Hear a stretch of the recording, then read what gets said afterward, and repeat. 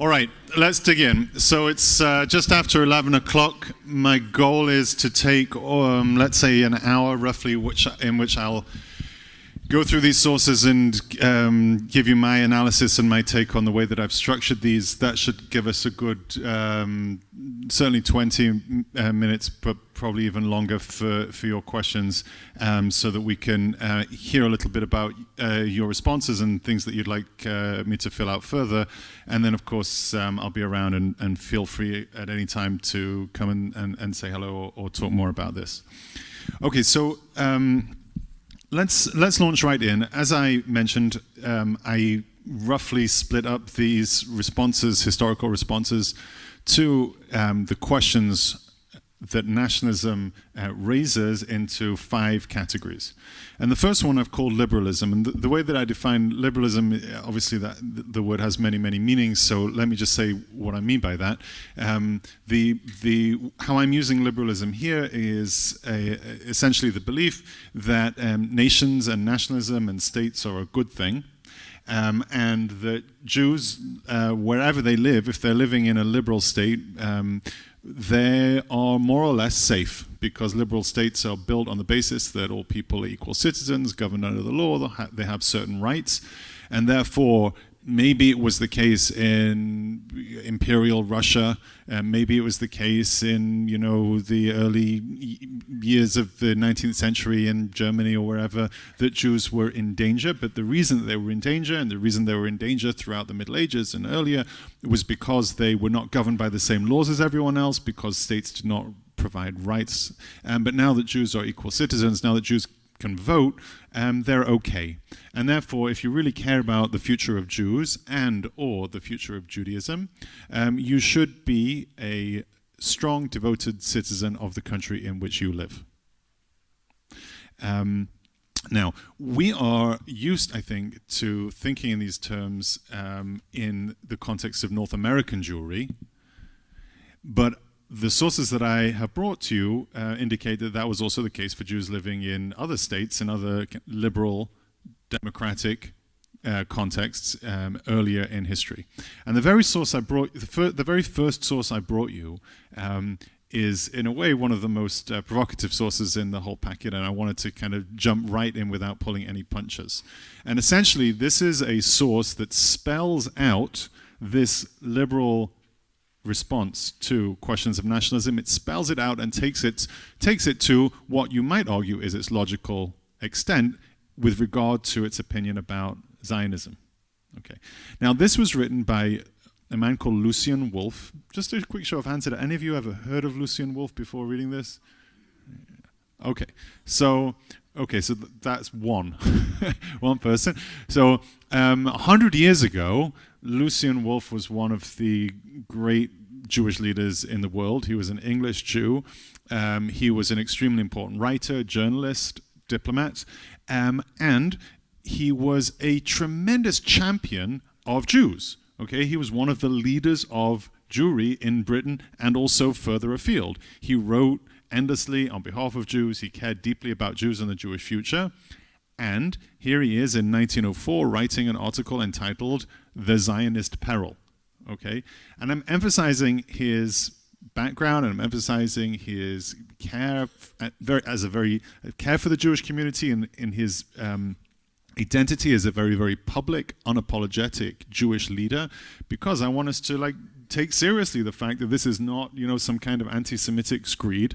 This is somebody who cares deeply about the Jews, and because he cares deeply about the Jews, he is also unequivocally anti-Zionist. Okay, so this is a British Jew who in 1917 lobbied against the Balfour Declaration. Okay, now I'm going to say this once, maybe I'll say it again during the course of the next hour. The fact that I am bringing this source to you, and the fact that I'm presenting it in the most sympathetic light possible, does not mean that I endorse this position. And that's not my role right now, to say that such a thing is either good or not good. But the goal is to use these texts to think through history, but also to think through our current situation. And in my opinion, the best way of genuinely encountering a position is to give it the most sympathetic reading possible, and then, by all means, disagree. But take it as a serious position by somebody who is not neither an idiot nor somebody that's cruel, but somebody that cares deeply, and then encounter it on those grounds. So let's have a quick look at this. I'll read not every word, and I'll let you know what I'm skipping here. So he opens, think for a moment what we have done in these 100 years. So he's talking about basically the 19th century. 19th century was the century of Jewish emancipation. During the course of the 19th century, Jews, basically wherever they lived in the world, by this point had been emancipated, that is to say, given full political rights, with the exception of some countries in Eastern Europe and, crucially, the Russian Empire, where the plurality of the world's Jews lived in this period, but only 13 years later, in 1917, Jews in the Russian Empire, then which had become the Soviet Union, would also have the same political rights as any other citizen. So he says, think what's happened in the past 100 years. Our legal emancipation has been won in every civilized country in the world. Skipping to the bold text, broadly speaking, our victories were due not to any special tolerance or sympathy for the Jewish people, but to a revolution in the conception of nationality which is fundamental to the modern constitution of society. So what he's saying is that Jews are safer now, not because of some campaign to tolerate Jews as a special case, but on the contrary, to make Jews into not a special case at all, but to make Jews into citizens like any other citizen. In other words, the great revolution here is that Jews are not special in the countries that they live in. They are equal, but not special.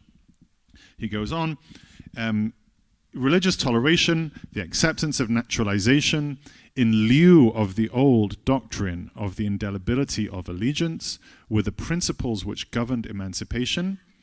They established a sort of economic brotherhood of man in place of the old theologico-racial classification of nations. Now, there's some kind of long phrases in there, long terms in there, but just to dwell for a second on what he means by the economic brotherhood of man, that is what today we might call something like neoliberalism. So neoliberalism essentially is a doctrine that basically human beings should be seen not in terms of their race, their ethnicity, their religion, the color of their skin, their political beliefs. They should be seen as individual units who have free will and freedom of expression and everything else. And the reason why this is a powerful doctrine, the kind of the motivator for this doctrine, is because what really matters now is not, the question of whether Jesus was the Messiah. What really matters now is not a question of racial difference based on pseudoscience. What really matters now is making money. All right? What really matters now is making money, and human beings, sure, they have races and ethnicities and religions, but what we really are, fundamentally and most importantly, is a labor-producing unit that plugs into the national economy to make everybody wealthy. And what he says is this is a great ideology, because what it means is people are concerned only with how we can do business with each other and make each other rich and happy, not so much about the ideological differences that governed states previously. Now, I don't need to tell you that there are, as much as neoliberalism is a popular doctrine in the world today, there are obviously many critiques of this doctrine, and reducing human existence to the question of economic production is not only, some argue, stultifying in terms of culture and religion and spirit, but can also be deeply oppressive to human beings if all we care about is economic output. Can be damaging to the environment, etc., etc. There are many critiques, and again, I'm not assessing this position, but this is his position, that ultimately this position is good for the Jews. Now, what does this mean for his approach to Zionism? Let's read carefully. Next paragraph.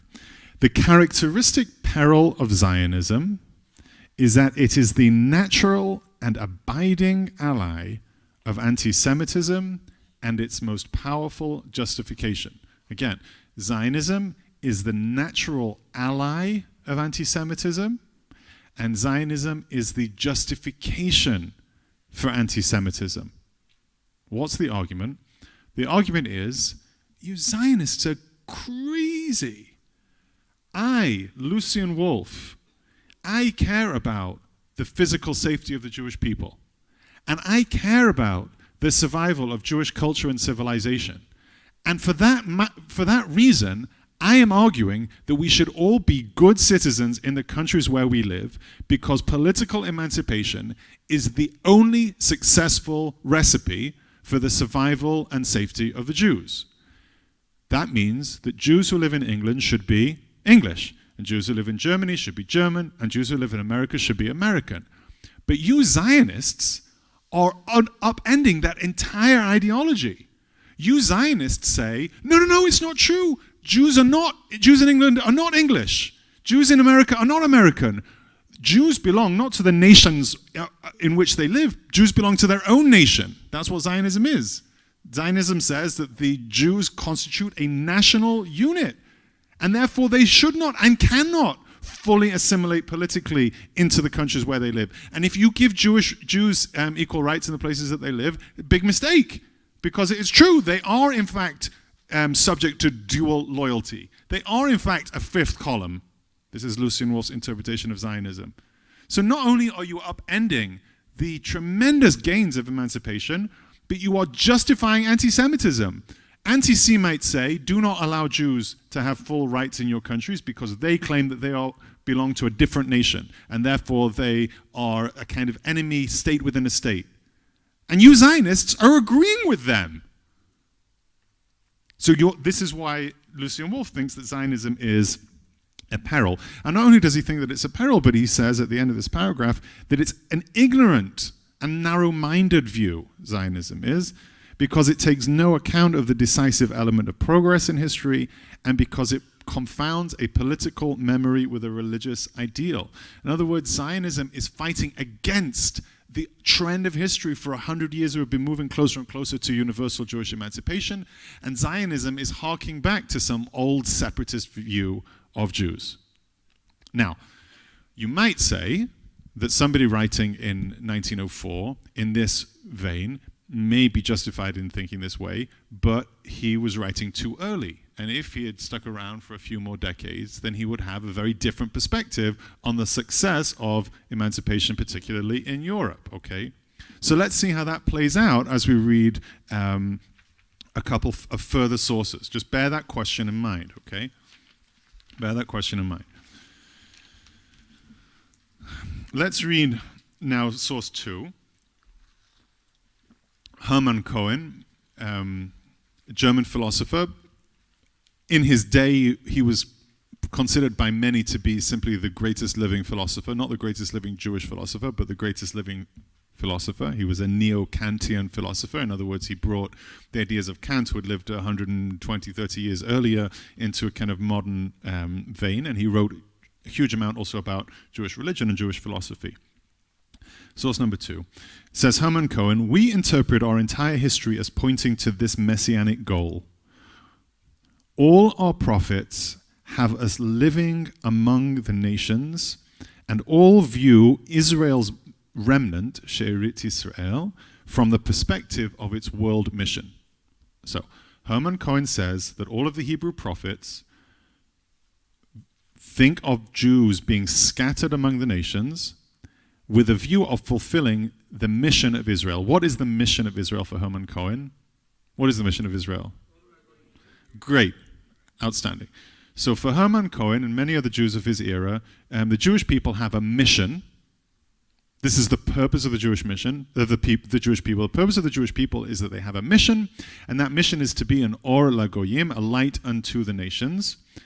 And this is, of course, a slightly inaccurate quotation from a couple of places in the book of Yeshayahu and the prophet Isaiah, who says, God says, U le'or goyim netaticha, I have given you, I have placed you as a light of the nations, a light unto the nations. It could be translated reasonably either way.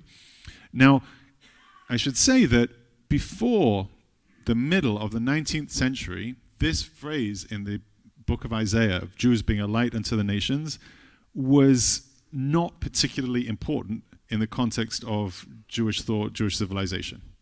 It's definitely there in the Bible, but so are lots of things.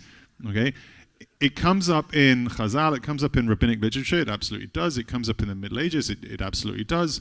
But I wouldn't say it is a driving force of Jewish thought, of Jewish philosophy, of Jewish identity in the course of ancient Judaism, in the course of the Middle Ages, in the course of the early modern period. But around the 19th century, it becomes very, very, very important. And it's especially important among Jewish champions of emancipation, and especially among the Reform movement. But it becomes also very important among Orthodox Judaism and philosophers like Hermann Cohen and other people. And what's this idea of the Jewish mission? Or la goyim, Jews have to be a light unto the nations, which means that the mission of the Jews is to spread the ideas of the Torah, which means, for Hermann Cohen, basically ethics. Monotheism and ethics, which for him go hand in hand. It's often called ethical monotheism. Now, how do Jews spread the ideals of ethical monotheism? They spread out all over the world, they live among the nations, and that's how they get to teach them, because they live among them, okay? So for thinkers like Hermann Cohen and many others, and this is written explicitly in many early Reform thinkers, and like I said, even in Orthodox thinkers like the Netziv says things that are similar, Shimshon Raphael Hirsch says things which are similar as well. It comes up in David Einhorn and Kaufmann Kohler and many of the great thinkers, that the exile of the Jews among the nations is part of God's plan.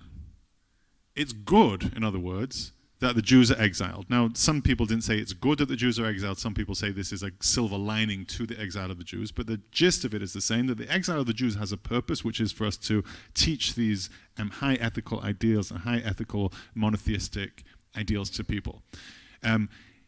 Therefore, for Hermann Cohen, it's good that Jews live in Germany or wherever else. So what does this mean for Zionism? If you look in the next paragraph, in the bold, while the Zionist believes that Judaism can be preserved only by an all-encompassing Jewish nationalism, we are of the opposite view, believing that only a universal, mankind-oriented Judaism can preserve the Jewish religion. Now look carefully here. If people like Lucien Wolf, do you remember the 3 framing questions I gave you? So Lucien Wolf is concerned, I think, primarily with the question of the physical safety of Jews. Hermann Cohen obviously cares about that, but I think his overriding concern is actually with question number 2, which is, what will the future of Judaism be? And for Hermann Cohen, the future of Judaism is this ethical mission, and therefore being scattered among the nations is actually allows this mission to be fulfilled. Zionism is a problem for him, not because it troubles the question of emancipation so much as that it interferes with this question of the ethical mission of the Jews. Now here's Hermann Cohen writing in 1916 in Germany, and he writes in the next paragraph, therefore, we love Germany and all that it stands for, because we are aware of an innermost accord between the German spirit and our messianic religiosity. The German spirit is the spirit of classical humanism and true universalism, and that's why Jews feel at home in Germany. Because after all, Jews care about universalism, Jews care about ethics, Jews care about humanism. That's the Jewish mission, that's our goal in life.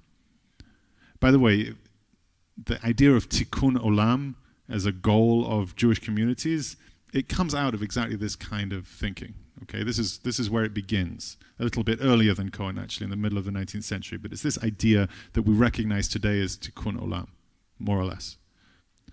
And here's Cohen saying that all these ideals are shared by Germans. That's why Germany is just a wonderful, wonderful place for Jews to be. Now, again, he's writing here 30 years before the 29 years before the Nuremberg laws, okay? Is that the right maths? Yeah. 19 years, that's right. 19 years before the Nuremberg laws. And he's saying this thing. Now, it sounds striking to us, but first of all, I'd encourage us not to be anachronistic. And second of all, I want us to just do a thought experiment. I don't need you to show your hands or say anything, but just think to yourself, have you yourself felt, or maybe people that you know in your congregations, your families, your friends, have you ever heard the following view expressed?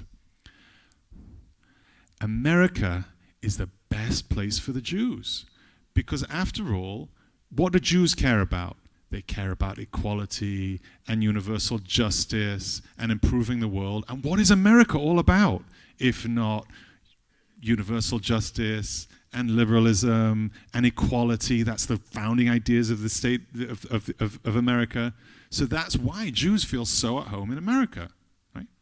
Does that ideology, does that idea seem familiar to you at least, even if you don't hold it yourself? I think it's very, very common among North American Jews, especially American Jews, Jews in the United States. Now, I am not trying to draw any kind of comparison here. I'm emphatically not trying to draw any kind of comparison here.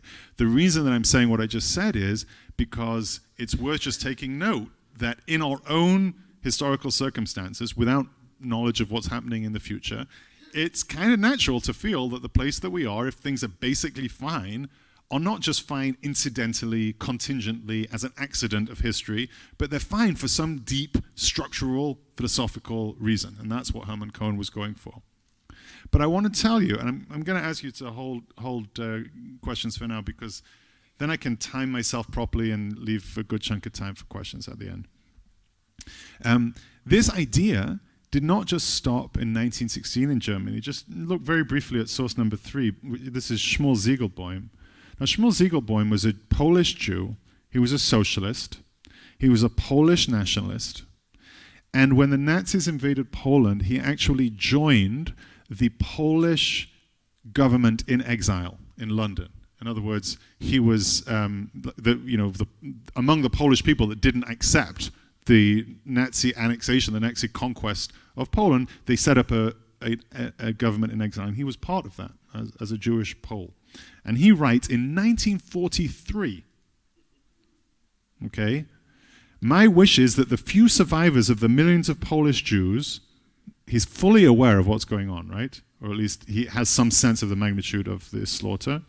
My wish is that those survivors will live to see, along with the Polish population, the realization of the redemption of Poland in a world of freedom and socialist justice. I believe that such a Poland will arise and such a world will come. In other words, in 1943, he still has faith that his homeland, Poland, has at its core this sense of acceptance of all people, of equality and so on, and that the Nazi invasion is a horrible, horrible catastrophe, but ultimately it will be reversed and Poland will once again be this kind of welcoming place for Jews in 1943.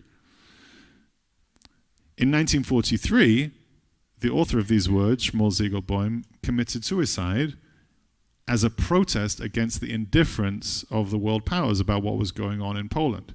But in that same mindset, he is able to talk about Poland as an ideal of being a place where Jews can once again live. Okay? So there's this tremendous strength here of this liberal position. Tremendous strength of this liberal position, which is not lost on us in our own circumstances. Today, many Jews who have this position pair it, unlike Lucien Wolf, unlike Herman Cohen, pair it with a Zionist ideology. So today it's very common to hear Jews say, America is great for the Jews, it's the best place, it's different from any other place in history, I wouldn't dream of leaving here, I care about it so much, Thanksgiving is a Jewish holiday, etc., etc. But at the same time, Zionism is amazing and it's necessary and it's critically important and we should support Israel and so on. Again, as a thought experiment, given Lucien Wolf's argument here, given Herman Cohen's argument here, how, if you hold such a dual position of a kind of liberalism plus Zionism, how do you think about the squaring of those two positions? I'm not saying that it's impossible to square them, but there are different ways of doing it. How do you go about doing it? Okay. Now just turn the page for a second, look at page 3. And this is a drawing that was done, a sketch that was done at some point in the Weimar period, 1920, I've noted the date. And the picture is of a Jewish woman crying over a gravestone, okay? And the gravestone says on it, 12,000 Jewish soldiers sind für das Vaterland auf dem Felde der Ehre gefallen, which means Jewish soldiers, 12,000 Jewish soldiers have died on the battlefield in honor of the fatherland. And what is the fatherland? The fatherland is Germany. Now, why did this sketch need to be made? This sketch needed to be made because in the Weimar period, there was already a tremendous amount of anti-Semitism in Germany, and this was an attempt by German Jews to say, look how much we are part of German society. Our sons and our daughters, mainly sons, died on the battlefield for the fatherland. Don't think of us as outsiders. Think of us as Germans fighting alongside you, and don't hate us as outsiders, as foreigners. This indicates that even in a place where this kind of liberal position was very deeply held, it wasn't always very successful. And here's another point that I want to make before going on to the next set of texts. You might be thinking, surely history has shown that this liberal position is not sustainable because of what happened in Europe. Okay, and the argument I want to make to you is that ideologies often can survive the most tremendous assault by fact.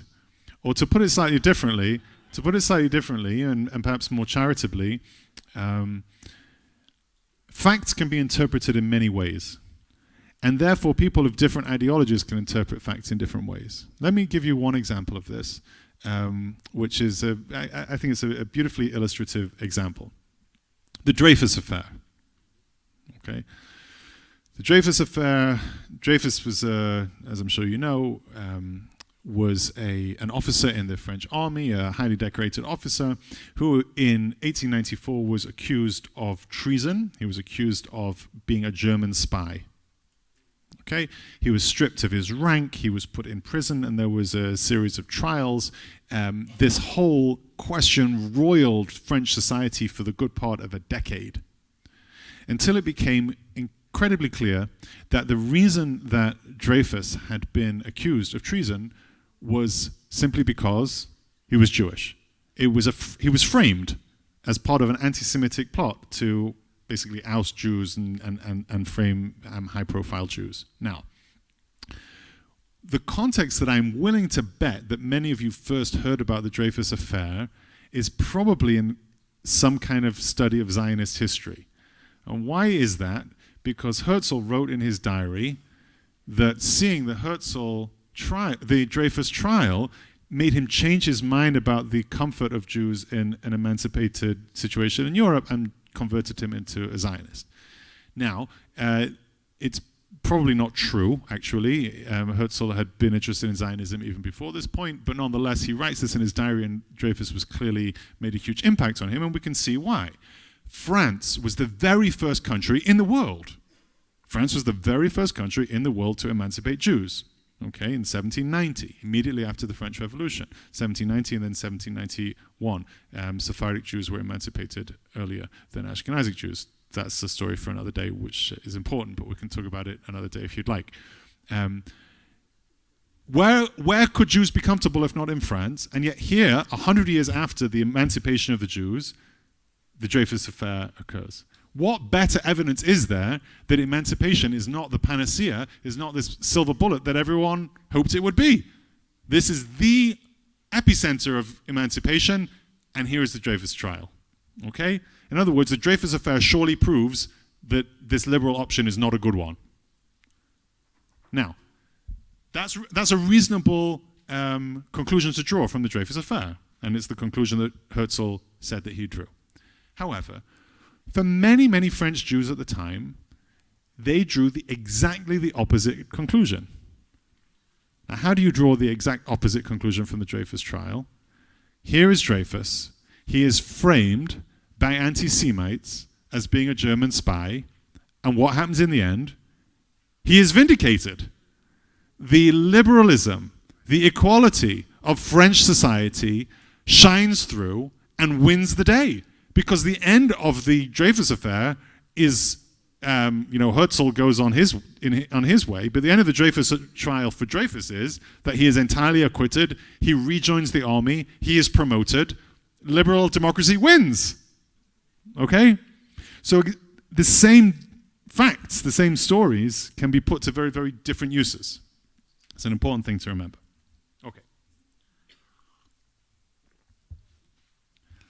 Let's take a look now at this second set of ideas, the second set of sources here that I brought together, which I'm calling cosmopolitanism. So again, in the interests of the survival of the Jews, physically, and maybe even in the interests of the survival of Jewish culture, religion, the position of cosmopolitanism is as follows. In the best interest of the Jews is not to embrace the idea of strong nation states with boundaries between them, with strong national borders, independent sovereign identities, but rather to fight for a more universalistic idea in which at some point in some utopian future, there will be no states, there will be no more boundaries, there will not be any more separations between people, and all human beings, Jews, non-Jews, people from different nationalities, ethnicities, different countries can all live together because we're all the same and we recognize that we're the same and we don't want to put boundaries up between us. And there are all different versions of this kind of cosmopolitan utopian ideal. So one version of this was communism. Okay, I put a small excerpt here from Leon Trotsky, which I'm not going to read inside, but it's there to symbolize this idea that many Jews had in the Russian Empire at the time of the rise of Bolshevism, communism, which was that communism is great for the Jews because communism wanted to tear down national boundaries, get rid of the idea of religion altogether, and if there's no more religion and there's no more nationality, then Jews are just like all other people, and they're going to be safe. Okay? Now, I'm not saying that Trotsky became a communist in order to keep Jews safe, but I am saying that probably for Trotsky himself, and certainly for many other Jews, communism was attractive, at least in part, for this reason. The idea of a kind of cosmopolitan escape from individualist identities, from particularist identities, comes out very strongly in source number 6, which is written by Isaac Deutscher. Now, Isaac Deutscher was, at least he started out life as an Orthodox yeshiva bacher, and became converted in his youth to communism, and eventually became he didn't remain a hardcore communist his whole life, but he was certainly an admirer of people like Trotsky, and wrote a long and very acclaimed biography of him. And Deutscher wrote this marvelous essay which is called The Non-Jewish Jew. This is an excerpt from it. I strongly recommend this essay to you. Again, not necessarily endorsing all of its conclusions, but it's a very profound piece, I think. And here is Isaac Deutscher in source number 6. The Jewish heretic who transcends Jewry belongs to a Jewish tradition. Again, the Jewish heretic belongs to a Jewish tradition. The Jew who escapes Judaism, who seeks to transcend Judaism, is doing something that is deeply Jewish. You may, if you like, see Acher as a prototype of those great revolutionaries of modern thought. Acher, the Talmudic rabbi who leaves Judaism, becomes a heretic, but still in close relationship with the rabbis, have all kinds of conversations and so on. And he gives a list of possible people that live in the tradition of Acher. Spinoza, who was, of course, excommunicated by the Amsterdam Jewish community in the middle of the 17th century. Heine, who converted to Christianity in Germany, but remained culturally a Jew in many important ways. Karl Marx, whose parents had converted to Christianity either before he was born or in his very, very, very early childhood. Karl Marx, who in many ways was a classical anti-Semite, but also wrote very profound works, analyses of European culture. Rosa Luxemburg, another communist. Trotsky, Freud. You may, if you wish, place all these people, these heretics, as he calls them, within a Jewish tradition. They all went beyond the boundaries of Jewry. They found Jewry too narrow, archaic, too constricting. They looked for the ideas and fulfillment beyond it. But crucially, for Deutsche, this idea of a kind of universalist transcendence of Judaism is a Jewish thing to do. And he gives a list, if you read the whole essay, of other people as well who come out of the Jewish community and bring to the world these beautiful transcendent ideologies, beautiful in his mind. For him, this is what Judaism is all about. For him, Judaism is about universalism, world peace, and so on. And it's the wise Jew, the Jew who really understands the Jewish tradition, that is the Jew who actually rebels against the Jewish tradition, paradoxically. Okay. Now, if this is the communist example, there are other examples of universal transcendence as well. So I've given you the example here of feminism in the middle of page 4 there. There's Betty Friedan, one of the great champions, an American Jewish woman, of course, one of the great champions in the middle of the 20th century of second wave feminism, and she was joined by many other Jewish sisters who also were at the head of this movement. Here is the very important women's strike for equality that took place in 1970. Perhaps some of you remember that march or the kind of political aftermath of it. Now, in a way, feminism is similar to communism in the specific way that for communists, the overriding idea, the organizing principle of human beings was not nation or religion or ethnicity, but rather class. Okay? So therefore, people in the working class in Germany should unite with the working class in England and in China and in Russia. So for feminism, the overriding principle, the way of organizing people is not by class, but by gender.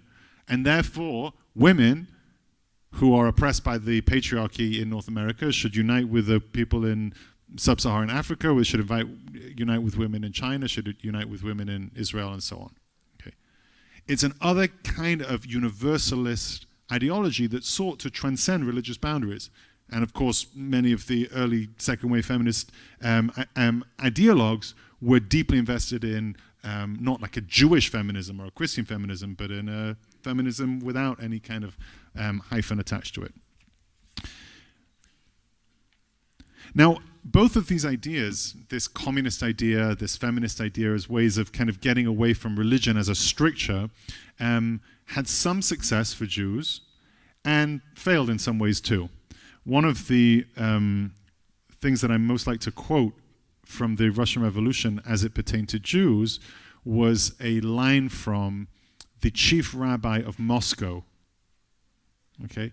The chief rabbi of Moscow said in the aftermath of the revolution, in which there was a tremendous anti-Semitic backlash during the Civil War after 1917, the chief rabbi of Moscow said, the Bronsteins make, I'll say it right. He said, the Trotskys make the revolution and the Bronsteins pay for it. Now, who's Bronstein? Trotsky. So Trotsky's birth name was Lev Bronstein. He was Lev Bronstein, Leo Bronstein. So the chief rabbi said, the Trotskys make the revolution. They think they're some kind of universal human being, and therefore their religion doesn't matter anymore. But that's not true for the non-Jewish communists, because the Bronsteins make the revolution, the Trotskys made the revolution, but the Bronsteins end up paying for it, both by anti-Semitism among other communists, and also by anti-Semitism among kind of the conservative backlash against communism.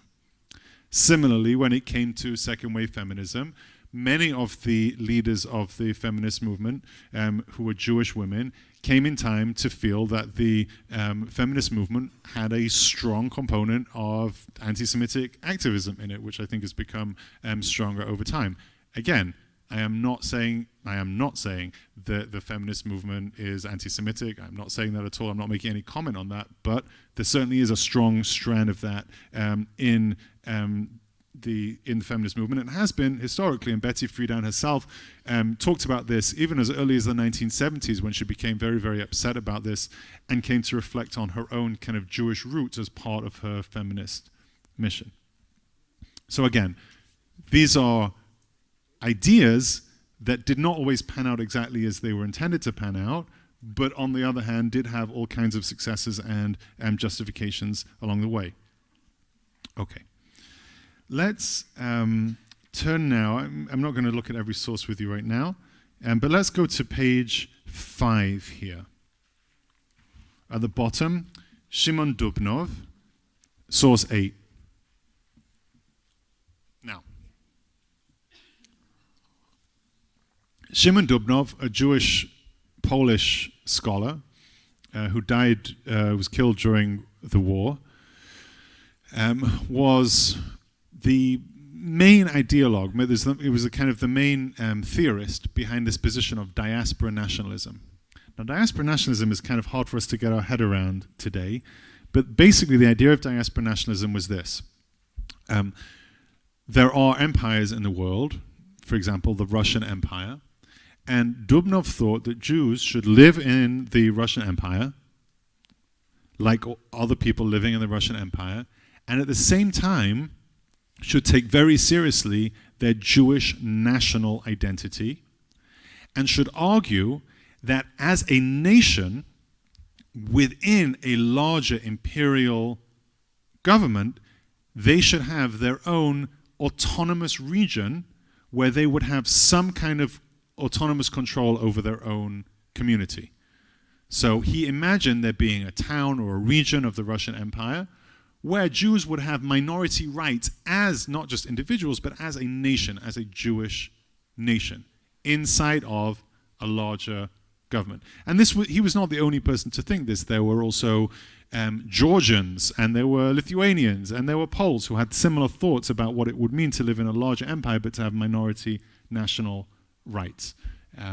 There are Palestinians of Israeli citizenship, Arab Israelis today, who argue that a similar thing should be afforded to Palestinians inside Israel. In other words, Palestinians who have Israeli citizenship, some argue, should have rights, not just as individuals, but as a nation within Israeli society, okay? Which means to say that not just rights to vote, let's say, as individuals, to run for office as individuals, to be protected by the law as individuals, but to have some kind of rights as a national community in terms of representation, self-government, cultural production, etc. And this was the position that Dubnov had for Jews within the Russian Empire. As he writes in this underlined part of source 8, as a citizen of my country, I participate in its civic and political life, but as a member of the Jewish nationality, I have, in addition, my own national needs. And in this sphere, I must be independent to the same degree that any other national minority is autonomous in the state. Now, this position of diaspora nationalism, as Dubnov expressed it, is basically historically irrelevant at the moment, for the main reason that Jews typically don't live in empires that recognize national minorities and the rights of national minorities. It's not really a kind of extant political ideology today. It may become again, I don't know, but right now, not so much. However, there are ways in which our current situation does build on the ideologies of Dubnov and people like him. So let's look at source number 9. This is Yehuda Magnus, of course, an American Reform rabbi who later became a president of the Hebrew University of Jerusalem, a Zionist who was was one of the leaders of the Brit Shalom group, who argued that Mandate Palestine should be split into a kind of binational Jewish-Arab state. And here is Yehuda Magnus. Look in the bold in source 9. There is hardly an American citizen who does not love this land, the land of America. Its history, its heroes, its literature, its institutions, its ideals of freedom and equality. Jewish kids are taught that George Washington cut down whatever it was, right? All of the national myths that didn't happen but are tremendously important foundational founding myths, yes? Jewish kids know those and love them, and Jewish parents teach them to their children. However, and Jews love America and Thanksgiving and apple pie, and Jews wave American flags and they care about American history. Yehuda Magnus says about 100 years ago, He continues, this does not, however, by any means imply that I'd like to say, a person's traditional national culture must be abandoned. On the contrary, it is possible and desirable that parallel with a high appreciation of and assimilation to English culture, by which he means Anglo-Saxon American culture, that a person should align with reverence to the national culture of his fathers. And we would add, I would just say ancestors. Right. So this is Yehuda Magnus. Not living in the Russian Empire, obviously. Totally different kind of political environment. And nonetheless, strikingly, there is somewhat of an affinity here. Be a strong citizen of America, but it's important, necessary, to treat with reverence your own personal national identity and culture. As an American Jew, you should be a strong American, but also a strong Jew. And in a similar period of time, people like Brandeis, who gave his name to the university where I teach, had a very similar ideology. In America, Jews should be strong Americans, but strong Jews, and it actually makes America better, just like it makes America better that there are Irish Americans and Polish Americans and all other kinds of Americans of hyphenated identities. And in the 100 years since Brandeis and Magnus have been written, those groups, hyphenated groups, have multiplied, and this is for the great benefit of America. When I became an American citizen not long ago, the judge, the federal judge who officiated at the ceremony, said something very similar. He said, you all here from all of the countries in the world where you're from, and now you've become American, but it's very important. Do not give up the identities of the places that you've come from. Bring it to America. That's what makes America great and strong and wonderful. And every American Jew who would hear such a thing, and I know, correct, whatever you're thinking,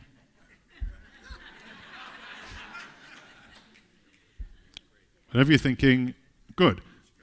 And most American Jews would hear those words and would just faint with ecstasy, would just swoon over, that's it, he's got it, that's exactly right. I want you also, though, to think for a moment, and I know that's how you might feel in your gut. That's right. And that's how you might feel, your friends, your congregants might feel in your gut. I want you to think, philosophically, how is it that you go about justifying that as a philosophical position? How is it that you say to yourselves, I am a strong American, unapologetic American citizen, America's the best place, etc., etc. But also I am strongly part of a Jewish nation, and Zionism and the state of Israel is critically important for me, and I care about that place. Now, some people look at that philosophy, that ideology, and say that that is exactly the definition of having a dual loyalty. Okay. Now, the term dual loyalty is problematic not only because of its philosophical content, but also because it echoes a very, very, very old anti-Semitic trope. Okay, so putting aside the philosophical question, the term is deeply problematic for historical reasons, and that's very important to note. However, I think it's also important for anybody that identifies with that position to think seriously and philosophically, how is it that those two things sit side by side so snugly? How would you articulate that philosophically to somebody that would be uncomfortable with that, somebody like Lucien Wolf or Hermann Cohen? Think about it. Okay. So that's the idea of diaspora nationalism. Let's have a look at a couple of other thoughts here. The next sort of basket of ideas is what I've called religious orthodoxy. And the sources that I'm focusing on here are key sources in the development of what has come to be known as ultra-orthodoxy. Okay. Ultra-Orthodox Judaism. And as we'll see as we read, this is Akiva Yosef Schlesinger, who wrote, the book is called Lev HaIvri, and it's essentially a commentary on the will, the kind of ethical will of the Chassam Sofer, Rabbi Moses Sofer, who was one of the great founders of, as I say, what became known as ultra-Orthodoxy. And in this commentary, Schlesinger I don't want to say invents, but certainly emphasizes what he sees to be an essential difference between Jews and other people. An essential difference between Jews and other people. And note how strongly this is in contrast with the liberal idea that Jews can be emancipated and become full citizens in wherever country they live, and how different it is from a universal humanist idea, which says basically all human beings are the same. Source number 10. One and unique is the creator of all creatures, who decreed in his wisdom to separate all creatures of his world into 4 discrete categories. The 4 discrete categories are, I've not brought you the whole thing here because it was long. The 4 categories are, I wonder if you could guess. The 4 categories are, of all existence, category number 1, inanimate objects. Category number 2, animals. Category number 3, non-Jewish people. And category number 4, Jews. Now, Schlesinger says, it's not that any of these categories are better than any other, but God made it very clear that these are 4 categories, and if you're in a category, you have to behave in the way that is appropriate for your category. So, as he says, the faithful rabbinic courts of Israel, in the bold, are outraged by the customs of the nations, not because they are repulsive to them, but they are simply forbidden to Israel, just like that which is forbidden in God's Torah to each and every nation. Hence, Jews would be outraged if they saw Gentiles occupying themselves studying Torah, and the Gentiles are similarly outraged by Jews when they see Jews occupying themselves with the wisdom of the nations, just general studies. And a fortiori, they are even more repulsed by Jews, says Schlesinger, when they see them changing their Jewish language and adopting the customs of the nations. Now, just to spell this out, for Schlesinger, Jews and non-Jews are simply different categories of existence. And if you care about what God wants from you, your job is to do the thing that you're meant to do. So Jews have to study Torah, they have to have Jewish names, they have to wear Jewish clothing, they have to have Jewish customs, and they have to speak a Jewish language. What's the Jewish language that he's talking about? Yiddish, right, not Hebrew. Definitely not Hebrew, okay? And if Jews change any of these things, they are in a kind of repulsive way rebelling against the identity that God has given them. And he says, non-Jews think the same thing. Because when they see Jews trying to speak, the languages of other people around them and fit in with the society around them, they are repulsed. They are sickened by it. Okay? Now, I brought this, again, not to condone it, but I want to compare this to another source, which I've not brought because it's actually a video and we can't set up the screen here. So I'm just going to describe something to you. I'll take 2 minutes to describe it. And again, I'll say for the 50th time, I'm not necessarily condoning this or whatever, but this is an important position, and I'm bringing what I see as a roughly parallel position to see if it changes you or helps see in a different frame what Schlesinger said. In the 1970s, maybe it was 72, you can find this on YouTube, Muhammad Ali goes on British TV and is interviewed by the English, famous kind of talk show host, interviewer called Michael Parkinson. Okay, check it out. It's worth looking at. And this is in the time of, when for many African Americans, the belief was rising that the civil rights movement, which was essentially a liberal movement, okay, it essentially believed the liberal rights of Martin Luther King essentially argued that the way to help African Americans in America was to fight for equality of all people, and therefore African Americans will be helped just like everybody else will be helped. And many African Americans by the 70s were thinking that this just does not work. Okay, this is why Black Power starts to happen in the 60s and into the 70s. It was a sham. It was a lie. It's not the case that America is founded on principles of equality and justice, and that the history of slavery and Jim Crow is an unfortunate, catastrophic anomaly in American history. No, that is the founding idea of America, is slavery. And actually what is needed is to overturn the whole thing. And the argument among people who advocated this position is that if African Americans want to succeed and want to protect their lives, the goal is not to fight alongside whites and Jews and others for equal rights for everybody, but it is to stick together, to not trust people outside of the community, and to fight in words and sometimes with physical violence for our own rights because no one else is going to protect us. And so when Muhammad Ali goes on this interview with Michael Parkinson, he sets out this position very, very clearly. Michael Parkinson is trying to get him to talk about, humanism and how all people are alike, black or white, we're really all alike. And Muhammad Ali responds, listen, I've got nothing against white people. I'm not saying white people are bad or whatever else.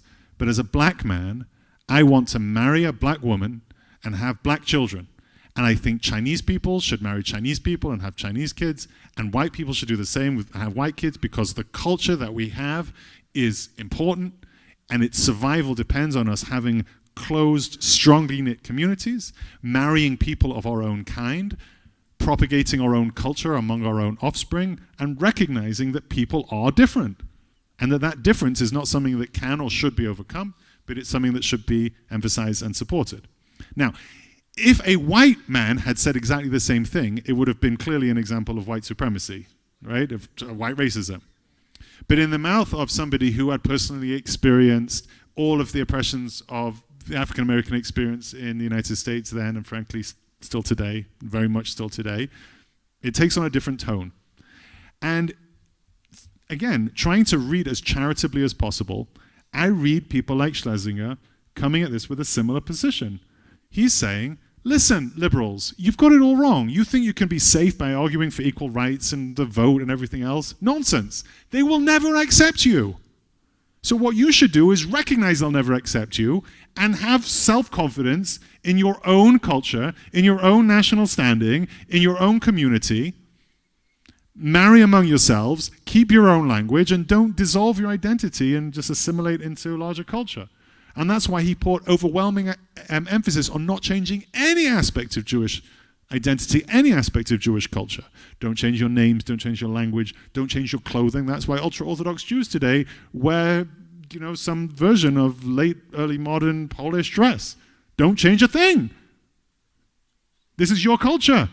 Don't start wearing shirts from Nordstrom Rack or wherever. That in itself is assimilation. Okay? Here am I, thinking that I'm a Jewish intellectual and I'm a teacher and whatever else. I'm wearing a kippah and so on.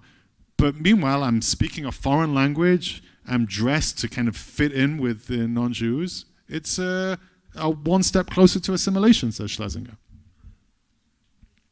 Okay. In the last 3 minutes, we're going to look at the fifth basket of responses to historical responses to nationalism, and those are the Zionist responses. Now, definitely, it would have been possible to spend this entire time just looking at Zionist responses to this question, because as we know, it makes no sense actually to talk about Zionism historically. It makes only sense to talk about Zionisms, okay? There are so many streams of Zionism: religious Zionism, labor Zionism, kind of Brit Shalom binational Zionism, socialist Zionism, communist Zionism. There are so many streams of Zionism that were at each other's throats in the early years of the state and still are today. It makes no sense to talk about a single Zionist ideology. And that's why I'm going to close just with kind of two of the kind of great examples of Zionist ideology, which is Herzl and Achad Ha'am. And we're not going to read this inside. I'm sure you've read this stuff before and thought about it before. But just as a reminder, okay, what are the kinds of, even within the Zionist idea is that Jews are a nation, and that Jews should live, therefore, in their own state, just like other nations should live in their own state, following the path of self-determination. Zionists, roughly speaking, have that idea in common. But people like Herzl, political Zionists, believed that the goal here of the three questions, okay, of Jewish survival, Jewish physical survival, Jewish cultural survival, and the sense of a Jewish collective. So Herzl definitely believed in the sense of a Jewish collective, which was defined in nationalistic terms. And he was most of all interested in question number one, which was the physical survival of the Jews. Most of all in that. In fact, he writes in his diaries that before he came to Zionism, even before he landed on Zionism, he was still interested in the physical survival of the Jews. And his first idea to fight for the physical survival of the Jews, his first idea about how to achieve that end, was that all Jews should go out and convert to Christianity. That was Herzl. He writes it in his diary. He never really entertained this seriously, I don't think, but he writes it in his diary. He kind of had a fantasy. What if all the Jews of Europe, of Christian Europe, go to a church one day and get converted overnight? That should solve the problem of the Jews, right? And then he realized that wasn't really going to, firstly, it wasn't practical, and also it wouldn't actually help because there would still be anti-Semitism. So therefore, he landed on Zionism as a response. And the goal here is, look, have a state, but don't worry too much about its Jewishness. It's for the Jews, okay? But in terms of the culture of the state, in terms of the ideology of the state, in terms of the spiritual identity of the state, it really doesn't matter. Make it as close to Switzerland as possible. He thought that the state of the Jews, the national language, would be German. It's a good language. A lot of Jews speak it. It's a pretty international language in the beginning of the 20th century. German, it's a good call. He didn't care about the revival of the Hebrew language. By contrast, people like Achad Ha'am, so of questions 1, 2, and 3, like Herzl, he believed in the Jewish collective. He defined it in nationalist terms. But of questions 1 and 2, he of course was interested in physical survival, but he even more cared about cultural survival of Jews, and believed that if the Jewish state was not founded on the traditions of Jewish culture, identity, the prophets in the Bible, ideals of social justice, and so on, then it wouldn't be worth building. Okay? And he had in mind, actually, the state of the Jews as being not a place where immediately all the Jews of Eastern Europe who were fleeing persecution should come and live, but as a place that would be a kind of cultural center that would be a spiritual nourishment for Jews living outside of the country, wherever they may be. And again, the purpose of me bringing these ideas to you in this format is just to re-emphasize this framing of physical survival, cultural survival, and definition of the community of Jews, okay? That the way that these different questions are calibrated come ultimately to different kinds of conclusions. But again, and with this I've finished, and I'm hoping that this will not just give you historical data, but also help us think through what's going on in our community today. Some people have ideas that are awful, and some people are evil, and some ideas are designed to hurt the Jewish people and should be countered with whatever means possible.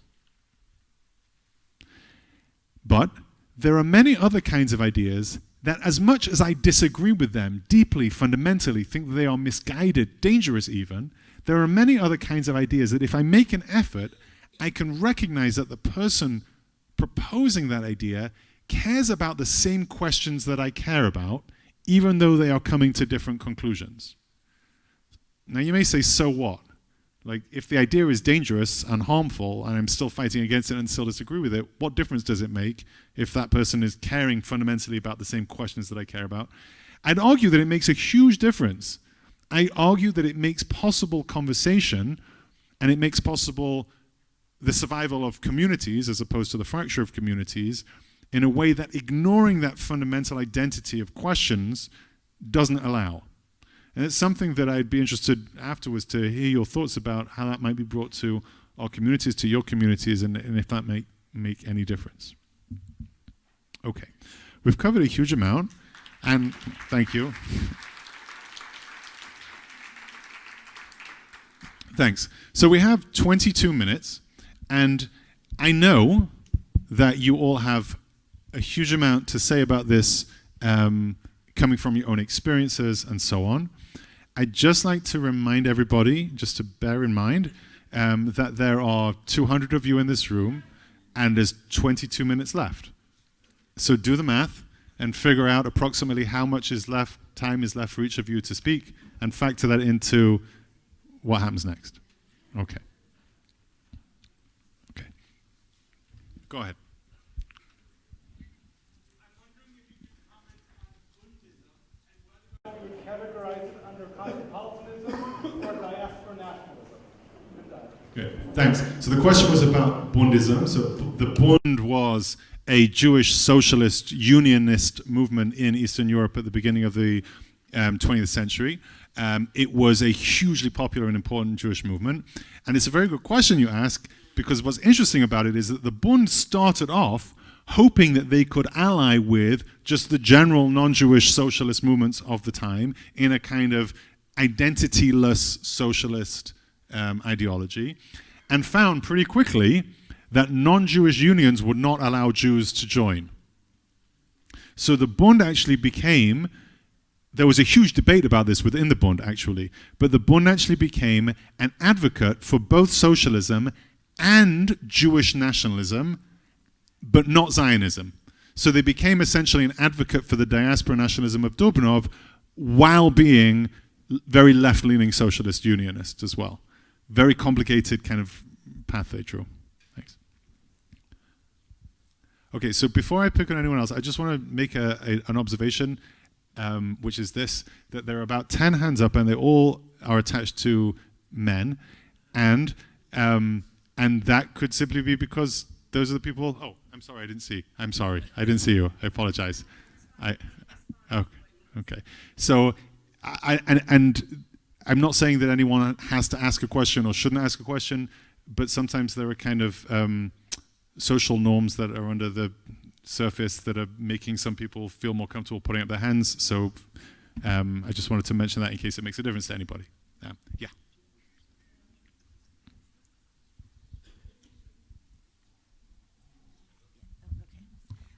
Thank you.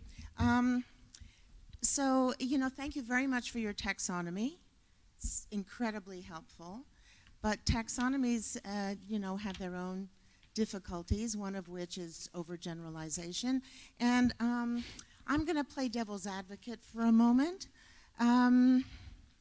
It seems to me that in some of your comments, particularly about the universalists, there was a kind of implication that I at least picked up that there was an inability or an unwillingness to deal with reality and with fact.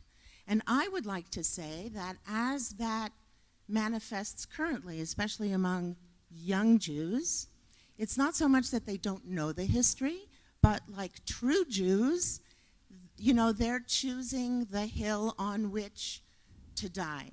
They believe in certain ideals, and they want to stand for those ideals. This is also very much in the Jewish tradition. Okay, that's very interesting. So first of all, I just want to affirm what you said, which is that obviously the taxonomy I gave has tremendous generalizations. I mean, for crying out loud, I put Betty Friedan in the same category as Leon Trotsky. That's ridiculous. It's ridiculous, but I had to kind of draw lines somewhere in the hope that it's helpful. So, but yes, I affirm that, and of course there are many other ways that these sources could have been chopped and changed. In,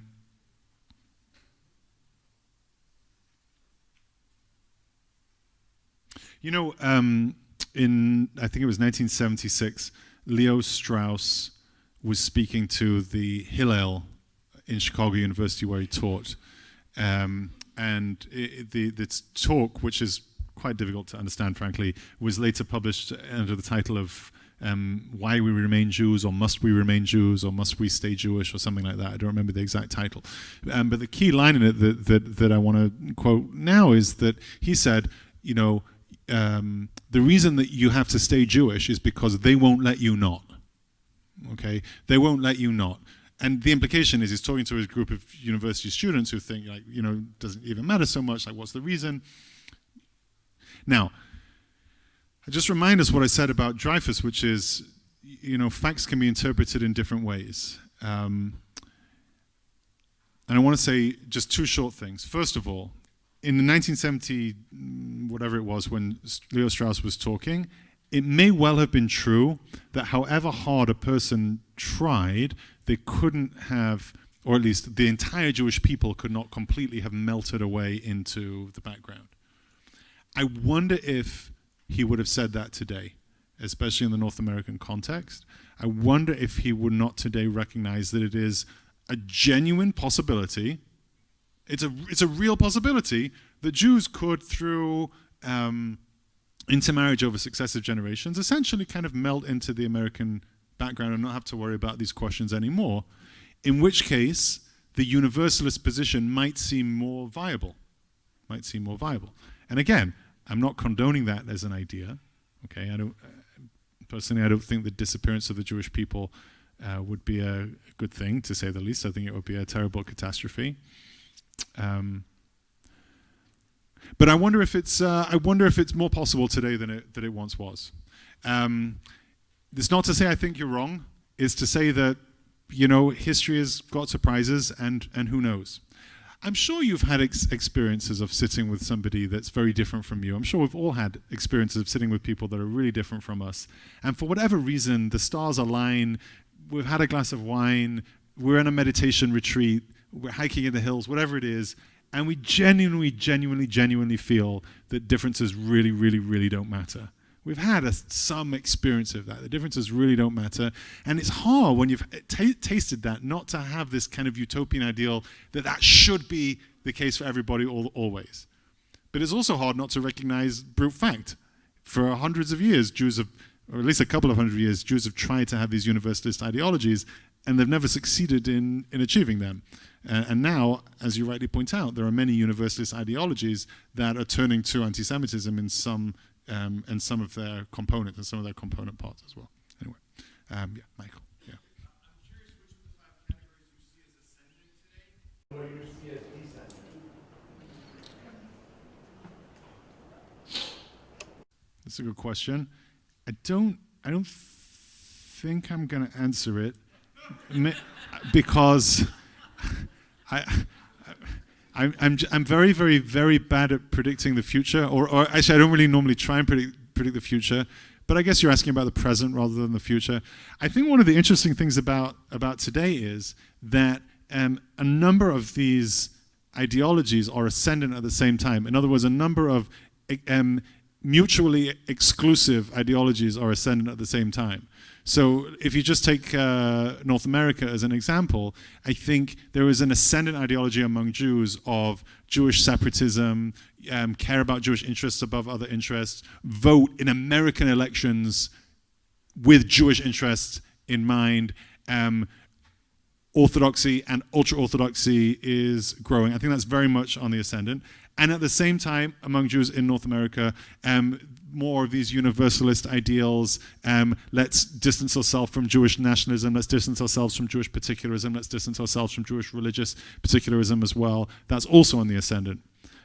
So that's where we see this kind of rupture threatening, looming. And one of the things I brought these sources for is to say that, yes, these different ideologies are in many ways mutually exclusive, but in some ways they're trying to answer similar questions. And that's what I'm trying to bring out here. Yeah. Yeah. Go ahead. Yeah. I guess I'm going to express a little bit of amazement, maybe explain to me with regard to Herman Kahn, his point of view. I'm thinking about the fact that between the 1870s and the 1890s, you had writers like Chamberlain, say, Gobineau, Kreisky, talking, the pseudo-anthropologists talking about the dice of peoples. The Jews are these dry, legalistic people who come from the desert, the Germans come from the rooted forest, etc.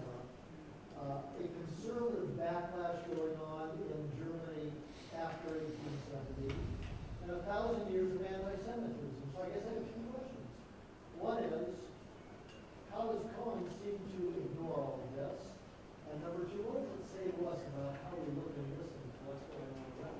That's a good question. And again, it's a question of interpretation of facts. Look, let me bring up something close to home that others are more qualified to talk about. Jews at prayer in Pittsburgh get murdered by a gunman. Okay? How do we interpret that fact in terms of the place of Jews in America? Okay? Is the interpretation of that fact, we all thought that America was different. We all thought that America, the liberal that welcomed immigrants, etc., Jews have become comfortable here, socially mobile, have positions of power, and so on. America is different from all these other places, and anti-Semitism here doesn't really exist, and to the extent that it does, it's not different. All that idea is proven wrong overnight by this shooting. America is no different. Anti-Semitism here is alive and well. Neo-Nazis marching through Charlottesville. I say neo-Nazis, Nazis, whatever. Neo-Nazis, I guess they're not, it's slightly different. But neo-Nazis marching through Charlottesville, we were wrong. And we should wake up, recognize the facts in front of us. America is not different. Anti-Semitism here is alive and well as much as it was in Germany in the 1920s. That's one interpretation. And another interpretation is, as catastrophic and as horrific as the shooting was, the fact is that there are shootings in America all the time. And people in churches get shot, and Muslims get shot, and LGBTQ people get shot, and children in elementary school get shot, and Jews get shot. And as awful as it is, we shouldn't therefore jump to conclusions that this is somehow different, this somehow says something about Jews. It says something about America. And that actually what we thought about America all along is still true. It's still a good place for Jews. But what we have to do is fight not as Jews to protect ourselves, but as Americans to protect ourselves against violence and so on. Those are two very different interpretations. And I think Hermann Cohen would have looked at the stuff going on in Germany at his time and had a particular interpretation. Weimar Germany was, after all, one of the earliest, one of the strongest and growing liberal political environments of the time. You're right, it was a couple of years before Weimar, that is true. But it's all brewing. It's all brewing. Nonetheless, the other interpretation is equally right. And we may say, history shows that he was wrong, but that's, reading history backwards. The critical question you asked is, how should we assess stuff that's going on today right in front of our own eyes? And I really think that facts themselves we cannot draw necessary conclusions from facts. In other words, seeing facts, however strong and obvious they may appear to be to us, do not necessarily lead to an ideological conclusion. In other words, we have to be aware of our own biases as we interpret facts. But it remains an incredibly pressing thing for us to think about, what are we blind to today? What are we not thinking about today? What's in front of our faces, but we're not thinking about? And that goes in terms of the situation of Jews, but it also goes in terms of biases that Jews have, in terms of the way we think about other people sometimes. Okay, what are we not taking care to notice? Yeah. Please. Yeah. All these 5 concepts are based on the idea of preservation. But I and maybe many of us as congregational rabbis often come across cases that people are descendants of Jews several generations ago, which actually successfully merged into the society and gave up Judaism, and suddenly out of the blue comes the wish of belonging again. Is that just an issue of psychological needs, of belonging, and or could you also frame it into these 5 categories? That suddenly, after all, the idea of belonging to the nation pops up. Yes, it's a fascinating phenomenon. Quite an inspiring phenomenon in some ways. And I think I agree with you that it could be seen as this kind of need for belonging that people in modern society have, in this atomized, particularized, individualized environment that we live in, this desperate need to belong to something. That might well be what's behind it. This phenomenon also reminds us that the future is not written, okay? If you think of any major historical event, any major historical turning point, basically, I'd be willing to say pretty much any. Like, did anybody know that 9/11 was going to happen before it happened? Did anybody see the Berlin Wall coming down? Did anyone see the Russian Revolution happening? Nobody did. Whatever. I know there was some intelligence and so on, but in terms of in terms of the general population, you don't see the thing happening that's going to change everything tomorrow, and you don't know. We don't know what's going to be. And again, this gets back to the question of the interpretation of facts as well. You know, I mentioned before the phenomenon of intermarriage in Jewish communities today. Okay. Now again, not endorsing or condoning these positions, but just bear with me for a second. Think about this question of assimilation. There are many Jews, rabbis, others, who think that intermarriage is the worst thing for the Jews, because it is shown, it is the case, that among the children, and certainly the grandchildren of intermarried Jews, the level of Jewish identity tends to be extremely low, as American society is configured today. There are others who argue that maybe intermarriage is the best possible thing for the Jews, or at least a good thing. If we can get Jews to marry people who aren't Jews, more people will know Jews intimately. Fewer people will therefore have the opportunity to kind of hate or despise or be suspicious of Jews as people they don't know. There's a chance of bringing new culture, new genetic lineage into the Jewish community. Children of intermarried couples can be welcomed into synagogue and spread the ethical teachings and other religious teachings of Judaism. And the problem with intermarriage is not that Jews marry people who are not Jews. The problem is that Jewish communities are not reacting to intermarriage in the way that perhaps they should. Now, these are two completely opposing positions, right? But again, the people that advocate each of these positions are preoccupied with the same questions: the survival of Jewish culture, religion, and its future in the world.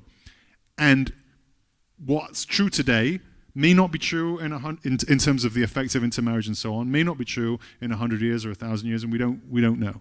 Again, I'm not endorsing one or other position, but I'm encouraging us to be open-minded and thoughtful about the motivations of people proposing these different ideas. Yeah. Go ahead.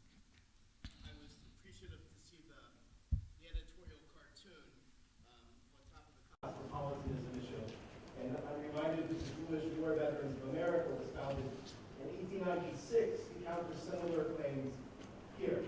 And I'm wondering, looking at that and looking back at Herman Keller's piece that he wrote in 16, how much of that might have been influenced by the amount of Jews under arms fighting for the Austrian-Hungary Empire, and above and beyond what you might call as a loyal patriotic German, not that because of the amount of Jews under arms, he needs also to reinforce this concern.